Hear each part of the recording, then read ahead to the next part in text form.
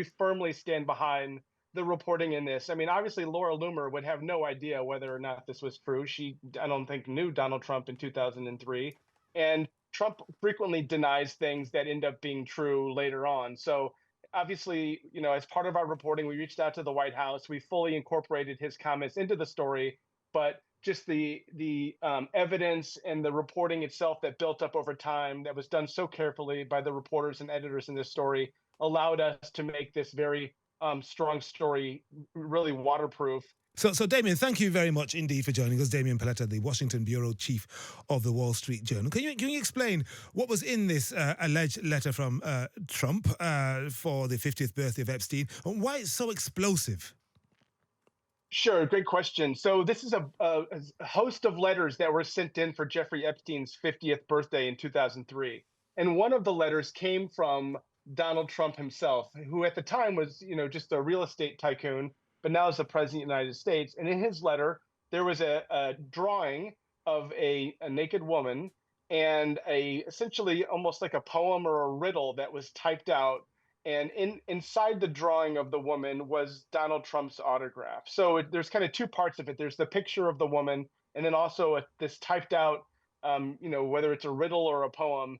It's kind of a conversation, a fictional conversation between Donald Trump and Jeffrey Epstein. And Trump has robustly denied this is him, and some of the MAGA conspiracy theorists, people like Laura Loomer, who've been pushing for the release of the Epstein list, seem to be backing him, falling into line, saying this is not Trump, this is fake. How do you respond? Sure. Well, obviously, with a story like this or any story, the Wall Street Journal takes its credibility incredibly seriously. And before we would publish a story like this, we are meticulous in the way that we review all our sourcing. We review the content of any story we're going to publish. And so we firmly stand behind the reporting in this. I mean, obviously, Laura Loomer would have no idea whether or not this was true. She, I don't think, knew Donald Trump in 2003.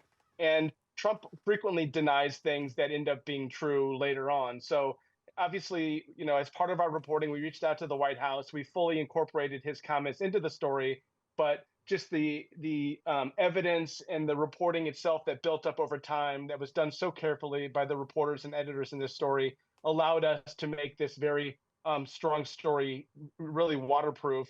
And that's what came out to the public the other day.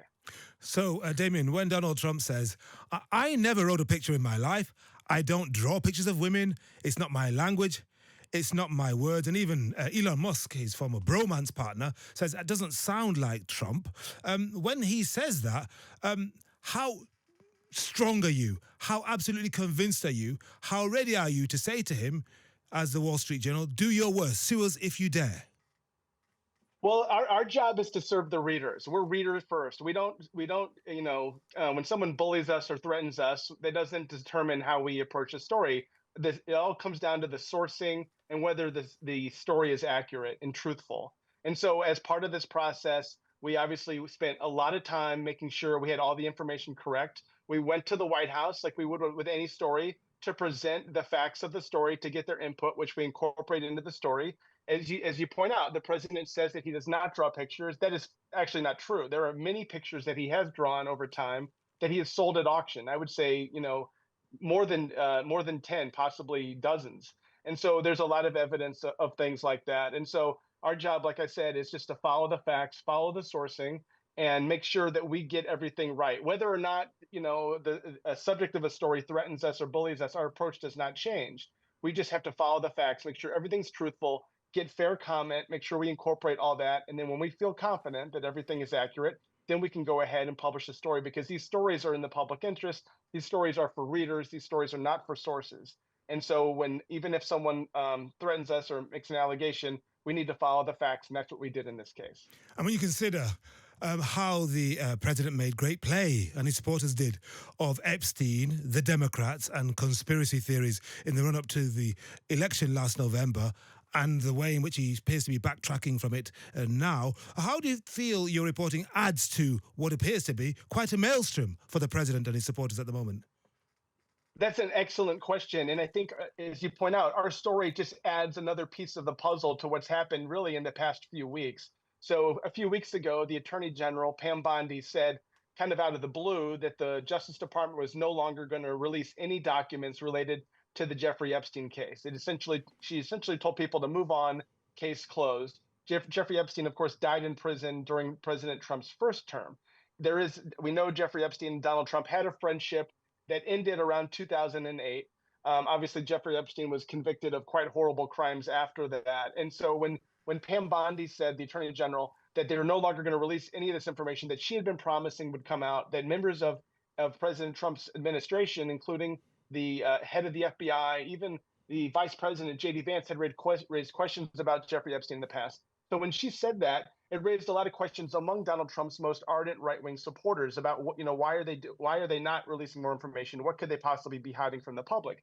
And so our reporting, fills in more about the fills in more about the relationship, the past relationship between Donald Trump and Jeffrey Epstein, and shows that they, in 2003 at least, they were close and had this kind of chummy back and forth that we see with this, hand-drawn picture and this typed letter that was included as part of Jeffrey Epstein's 50th birthday kind of surprise package. So, we're adding more color to this picture from 2003 about their relationship. We're not speculating at all, of course, about what their relationship was like in 2008, 2009, when their rapport fell apart. But this is the first time the existence of this letter has ever been reported on. This is the first time the existence of this book has ever been reported on. And this is something that we spent a lot of time making sure we had all the facts straight, because it's that important to us and to our readers.